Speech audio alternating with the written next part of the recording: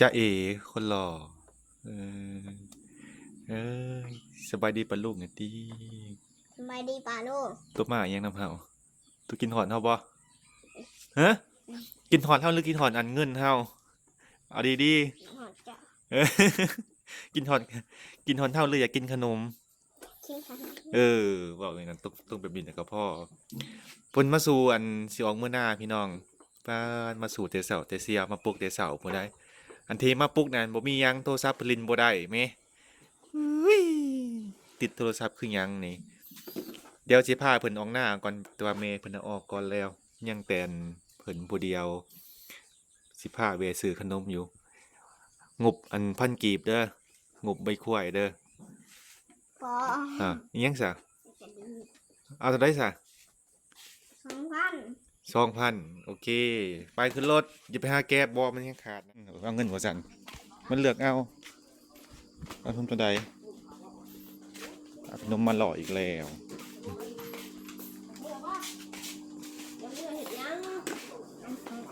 กินขนมมันหวานน่ะบ่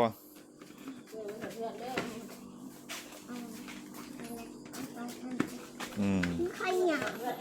ใครเอาเองหมดเด้อเซ็ตบ่ได้กินวันนี้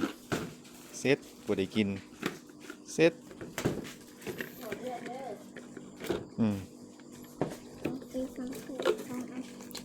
พอแล้วเอายังอีกเอาเดี๋ยวมาซื้อมะม่าก่อนพี่น้อง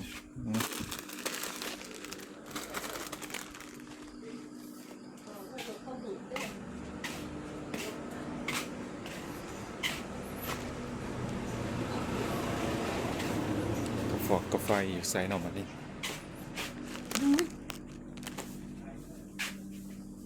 อันนี้จะเป็นร้านค้าในหมู่บ้านนี่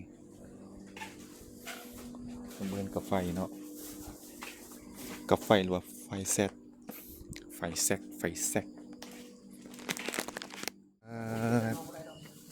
กันไปกินขนมแล้วก็โอ้แล้วว้าวบริโซนยังเนาะกินก็เอาหน่อยเดียวเถอะก็เอาน้อยเอี่ยวกูไปยังกินลายไปอยากกินลายยันแขวแมงคนเป็นไข่หูจักได้ไหมน้องว่าสิเป็นไข่บ่กินลายหากินแล้วว่าคนเป็นไข่บ่ฮู้แล้วตัวบ่ได้บอกเฮาเอาไปถิ่มยังไงมันหูของเขากินโลดไข่สิน้องจะที่หมดค่ะกินได้ไว้ซื้ออันมาม่ามาตบอยากจะบ่มาม่าอยู่ซอยตรงอยู่เที่ยงวะฮะเที่ยงเฮาพี่แหละโหดิเอ้าก็ออกทางเที่ยงเฮาออกทางพี่ทุกอย่างขึ้นเที่ยงตัวเองบัดนี้โอเคพี่น้องเดียวอันออกไปหน้าก่อนมันสักซวยแน่ออกไปเลี้ยงงัวบ่ออกหน้าน่ะแต่ละมื้อนะบ่อิ่มบอกเอาไปเอาไปเลี้ยงงัวเดินลิ้นโตสับบ่รู้เล่นได้ยินบ่อันปลาลูมันบ่ได้ออกไปเลี้ยงงัวออกไปเล่นโทรศัพท์เบิดมื้อเบิดเว้นโตแล้วตัวบอกเองกี่นี่อันนี้ก็เป็นเส้นทางในหมู่บ้านนี่จะเป็นทางคอนกรีตอยู่ใช้เหือนโตอยู่ไสบอกปลาลูกไงติใช่บ่เห็นสับมันบังเดี๋ยวขี่ไปจักหน่อยก่อนใช่นี่เพื่อนเบาอิ่มนี่เป็นลังใหญ่เนาะอุ้ยลังใหญ่เป็นตาสะออนค่ะแต่ลุงก็ให้ใหญ่กว่ามึงทางนี้มันออกบ่ได้ทางนี้นั่นมันต้องออกทางนี้คล้ายโพนเอาไปทางโพน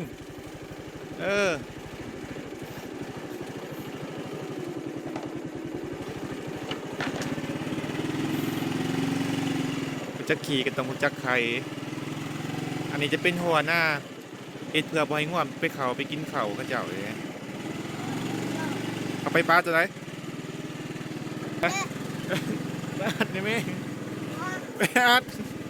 โอ้ยอย่าเผาคืนได้มันสิล่มนี่มันเป็นดินทรายนี่มองให้อัดกับบ่อัดมานี่จะคืนเด้อมันสิล่มนะขี่รถกระบอนหอดเทียงสับย่างเอาบ่อิ่ม กับบ่จ้างขนมกับบ่ได้มานำได้คันบ่มีผลประโยชน์เพิ่นสิมาหาซะบ่เนาะอิ่มเนาะว่าซั่น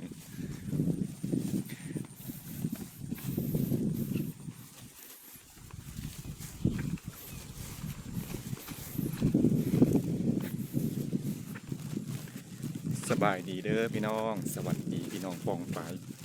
เบิดสุขุสุคนมาพบกันอีกแล้วกับส่องบ่าวงว่าสิบ่ได้ออกพี่น้องแต่ว่าพาน้องอิ่มออกมาส่งเพราะว่าแม่เพิ่นออกมาก่อนเพิ่นเอาโทรศัพท์มาแปลงนำบ่าวงมัน ลิ้นบ่ได้มันลิ้นแอปต่างๆได้มันให้อัปเดตเด้เพิ่นก็เฮ็ดบ่เป็นเพิ่นก็มาหาบ่าวงแต่เช้าพุ่นละ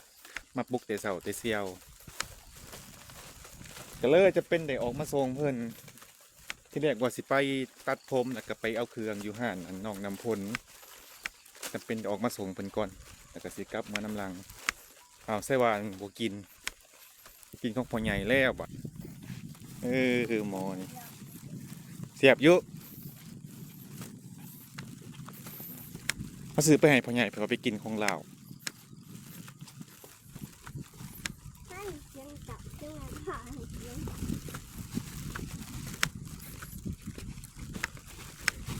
ใส่ไปใหญ่คือบ่เห็นลงมาลกหญ้ามานี่หึคือบ่เห็นแม่ใหญ่ลงมาอันลกหญ้าไปเซ้ย เขาไม่คิดว่าแล้วก็หากินของกินอ่ะแล้วอ่ะ ได้ยังกินล่ะได้ยังไปสู่แม่ใหญ่กิน เล่นเล่นทั้งนี้เลย ขนมนี่ใส่เปล่า แต่ให้มันกินหวานแล้ว เดี๋ยวซื้อขนมไปให้ลาวเลย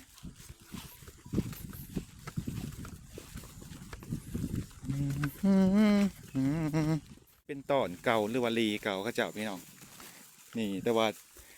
ย่ำนี่บ่ทันป้าบ่ทันลงเด้ตรงทาเดือนเก่าเดือน8เดือนเก่านี่ก็เดือน8เดือนเก่าพุ่นละเดือนเก่าเดือน10ป้ามันจังสีลงส่วนนี้ป้ามันยังขืนไปวางไข่อยู่แต่ว่า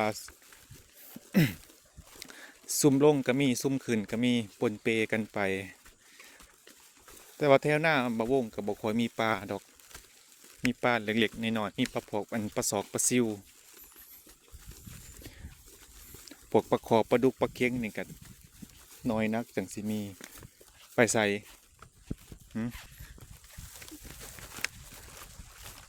วันนี้ได้น้องอิ่มมาถ่ายคลิปนำจ้างว่าซั่นจ้างขนม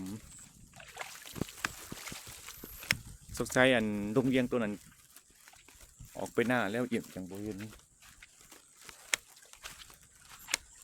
ให้ต้มมาม่าก่อนบ่ทันกินข้าวเช้าเด้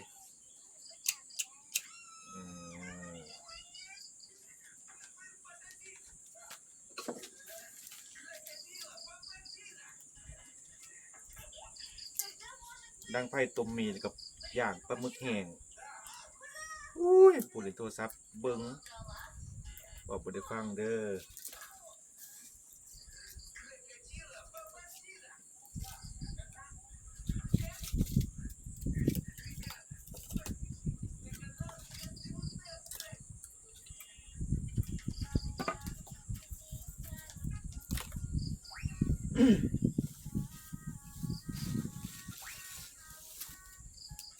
นะ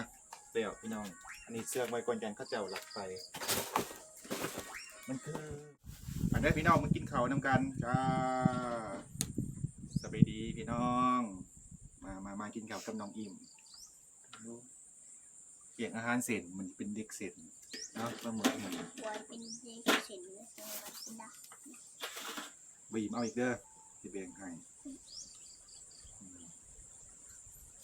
โอ้แม่เพิ่นก็ลงมาลกหญ้าจักหน่อยสิไปส่งเพิ่น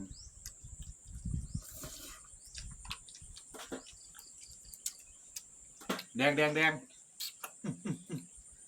มาแล้วจะเป็นยังไอเบิดคืนเบิ่งสิกินอยู่นี่ได้บ่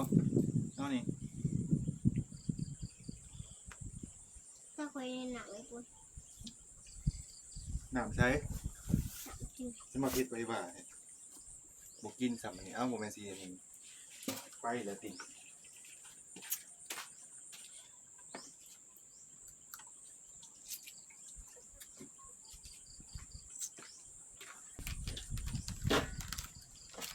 นี่กระเจียวพี่น้องเรียกว่าน้ำพริกมันกินกับยังหลัง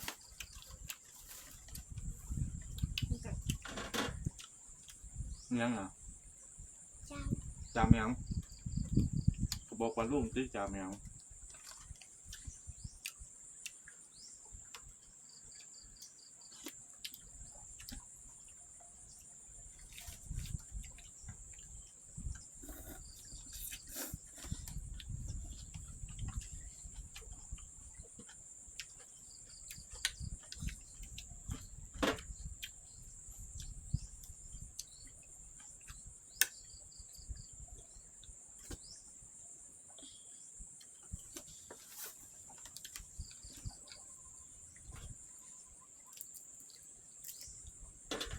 คือเป็นไหนตัวคือเป็นไหนตัวไอตัวไปใส่ไอหยกตัวนัก แล้วเพื่อนดูเราเนี่ยเรา คือบอกหน้า บอกไม่มีไข่เลย ขี้ขาดออก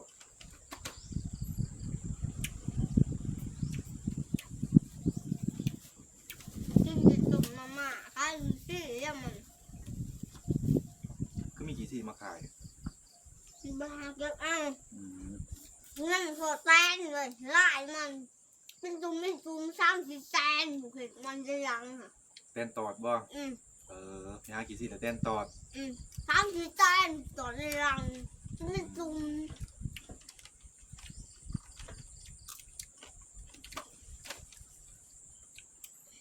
เพิ่นมีเอื่อยผู้หนึงแล้วก็อ้ายผู้หนึง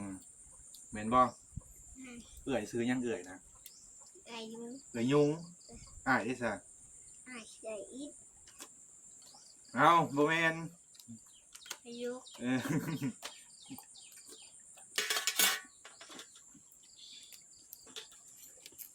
เอื่อยนี้ไซส์เอื่อยบนครูซองได้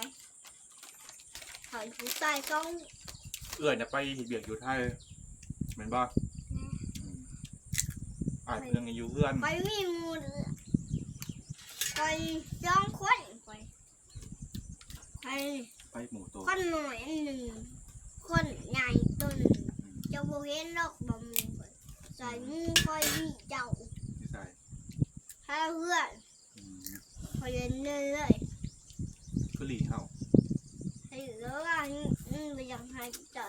รู้จัก อื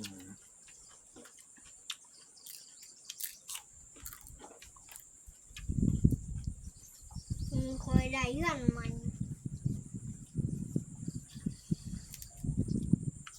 ตะกี้ส้มมันชุ่มเอ่ยเพิ่นยังหน่อยกับบ่าววงเนี่ยเป็นคนเอาคนเขาคนหนามกับนี่ล่ะบ่าววงทั้งอ้ายทั้งเอื่อยเพิ่นแล้วก็น้องน้ำพ่นนี่บ่าววงก็เลี้ยงเอาคือกันคนเขาคนหนามคือกัน เอาอยู่เอานอนตะกี้แม่เป็นไปหาอยู่หากินได้พี่น้องไปหาหน่อไม้หาเฮ็ดกับป้าให้บ่าววงเอาให้แต่ว่าผู้นี้นั่นบ่ค่อยได้เอาเพราะว่าไปเฮียนพอดีเสร็จไป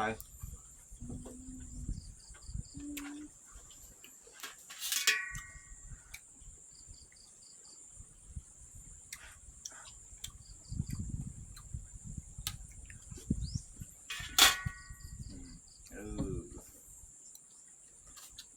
เสียบอกของพี่เฮ้อของพี่บ่เสียบว่า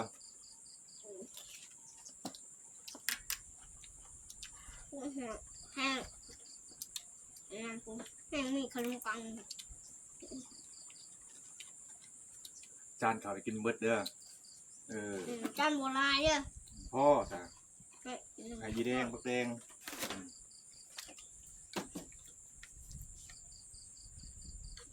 โอ้ยชีวิตก่อนเจ้าเนี่ยกิน อะไรกิน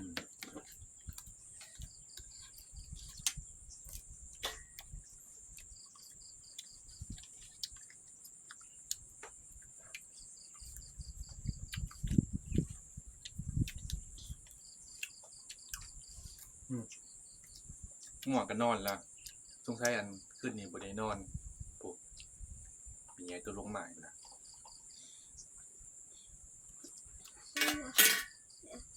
เพื่อนในบนได้นอนแล้ว สงสัยขึ้นนี่บ่ได้นอน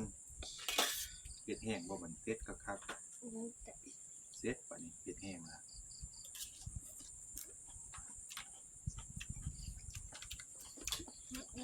ขึ้นก่อนมาเพชรยังได้ต้องเอาน้ำใส่ลงไปเรื่อย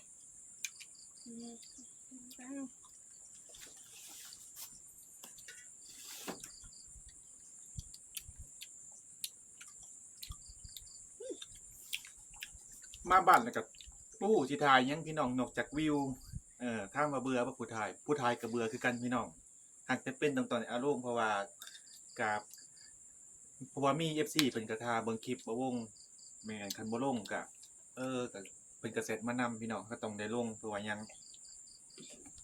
เพิ่นเพื่อบ่ให้เพิ่นนั้นคิดฮอดพี่น้องเลยคุณนะ ก็จะเป็นต้องได้หาสิ่งใหม่ๆใหม่ๆลงแต่ว่าทรงนี้ก็มีแต่วิวพี่น้องก็สิไปหาปลาหาอยู่หากินหาเห็ดหาฮอนหาปูหาปลามันก็บ่มีหมู่ไปมันก็บ่มีตากล้องแหมมันลำบากเด้เพราะว่ามาเฮ็ดเวียก YouTube ผู้เดียวมันต้องได้จับกล้องผู้เดียวถ่ายผู้เดียวเว้าผู้เดียวน้องอิ่มก็คือเห็นนี่แหละพี่น้องกันได้จับโทรศัพท์แล้วก็แล้วเลยโทรศัพท์น่ะขาดบ่ได้บ่หึโทรศัพท์มันบ่เล่นบ่ได้บ่ เป็นได้ยัง เซาลินบ่ได้บ่โทรศัพท์นะ โทรศัพท์จะหน่อยคอย โทรศัพท์เจ้านะ โบแมนได้โทรศัพท์คอยต้องไปยิดเนี่ยเราให้แป้งถ้ามันเป็นแบบสีกายแป้งถ้ามันเป็นสีบวบกายแป้งน้ำมันตุยเด้อ ไปว่า โทรศัพท์เราบอกว่าถ้ามันเป็นแบบแรกก็ให้ตุยแป้งให้ ตัวโทรหาเราอยู่บ่ หือ ตัวโทรหาเราบ่ อืม นั่นแหละพี่น้องบางทีมันก็ถ่ายจำเจมันก็เบื่อเด้ผู้ถ่ายนี่ก็เบื่อผู้เบิ่งนี่ก็เบื่อคือกัน แต่ก็ลงเพราะว่าเฮาก็บ่มีคลิปลงเด้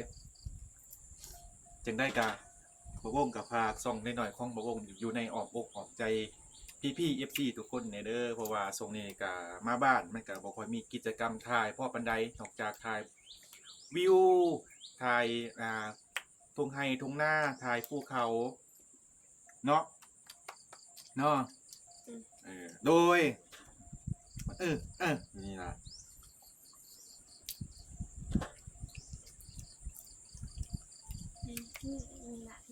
เห็นบ่พี่น้องบ่วงจังมักไปหันไปนี่ไปบ้านบางทีก็ไปถ่ายอยู่บ้านยาเพราะว่าบ่ให้คลิปมันส่ำเจอยากให้มีคลิปหลายๆรูปแบบหลายๆอย่างหลายๆสิ่งหลายๆอย่างแบบไว้มาส่ำเจกันนะพี่น้องเพราะว่าส่ำเจมันก็สิน่าเบื่อส่วนตลาดกับโดนๆไปเทื่อนึงเพราะว่ายังเฮากับบ่ได้มีทุนทรัพย์หลายเอาง่ายๆซะเพราะว่าเฮากับบ่ได้เงินเดือนจากไส YouTube กับบ่ทันได้เงินจาก YouTube กับบ่ทันได้เด้บ่มีเงินเข้าเลยพี่น้องมีแต่เงินออกไปเอาก็อยากเซฟค่าใช้จ่ายของเฮาเพราะว่าเฮาก็บ่ได้มีเงินเข้าหลายขนาดนั้นเพราะว่าเวียกงานก็บ่ได้เฮ็ดพี่น้องก็ไปจ้างคนดำนานี่ก็เบิดหลายแล้ว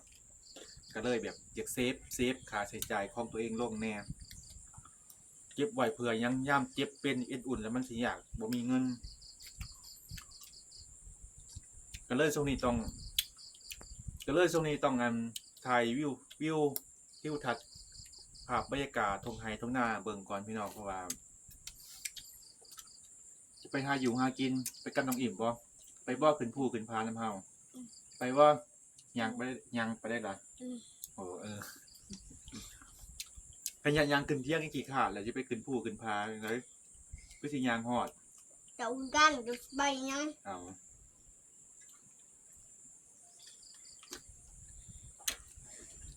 กินไวๆกินเด็ดกินหัวอยู่หั่นล่ะคันมื้อใดลงคลิปช้าหรือว่าบ่ได้ลงคลิปก็คือคิดหาคอนเทนต์บ่ออกพี่น้องก็คิดหาแนวสิถ่ายบ่ออกเด้ เพราะว่าเฮามาเฮ็ดเวียก YouTube ผู้เดียวมันบ่มีผู้ใดดันผู้ใดพี่น้องมันมีแต่ผู้บ่วงผู้เดียวคันว่ามีกลุ่ม YouTube คือพี่ๆทางบ้านอำมาลาทางบ้านเบาเอื้อเบาน้ำ J2 J4 พวกนั้นก็เพิ่นก็มีเป็นกลุ่มเป็นแก๊ง ข่อยดันเจ้าเจ้าดันข่อยทายเจ้าเจ้าทายข่อยมันหลุดมันดันขึ้นไปมันมาเฮ็ดเนี่ยไม่เฮ็ดผู้เดียวแบบบ่วงก็ยอมรับว่าแล้วก็ทำใจว่ายอดวิวมันก็สิตกลงแม่น้องอันนี้มันเป็นกฎเกณฑ์ของอันนี้อยู่แล้ว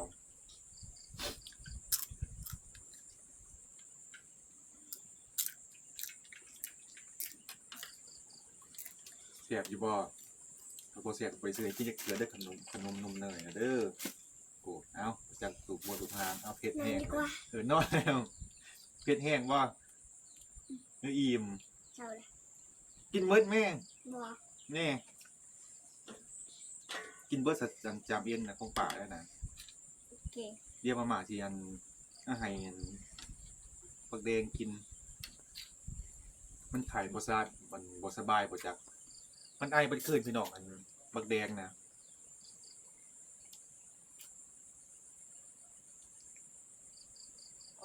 เดี๋ยวหมดได้จนมาแล้วมันจะเป็นหมาข่อยเลย มาโตสีแดงบ่ อืม อ๋อปักแดงซ้องซะนี่ ใจลงกันแล้ว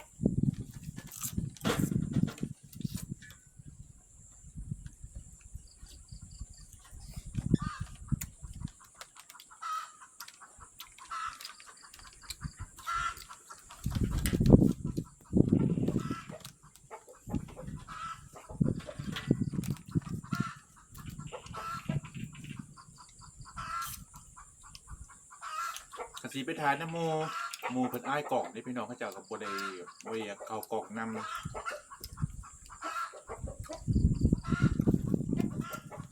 เพราะเขาเจ้าก็บ่ได้เฮ็ด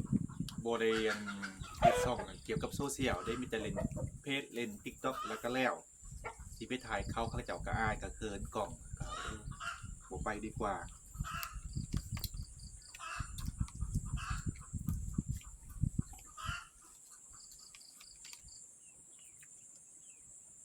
เนาะได้จังได้กับ่วงกับพัก24อย่าพาเบื่อคลิปบ่วงเด้อมันอยากสิซ้ำเจแต่ละมื้อแต่ละเว้นมันก็บ่ได้มีหยังนอกจากถ่ายวิวถ่ายทุ่งนาถ่ายเฮ็ดอยู่ครัวกินก็สิพยายามหาคอนเทนต์ใหม่ๆถ่ายให้ FC เบิ่งเพื่อบ่ให้คลิปมันซ้ำกันพิมพ์ใส่หน้ากล้องค่อยให้ละ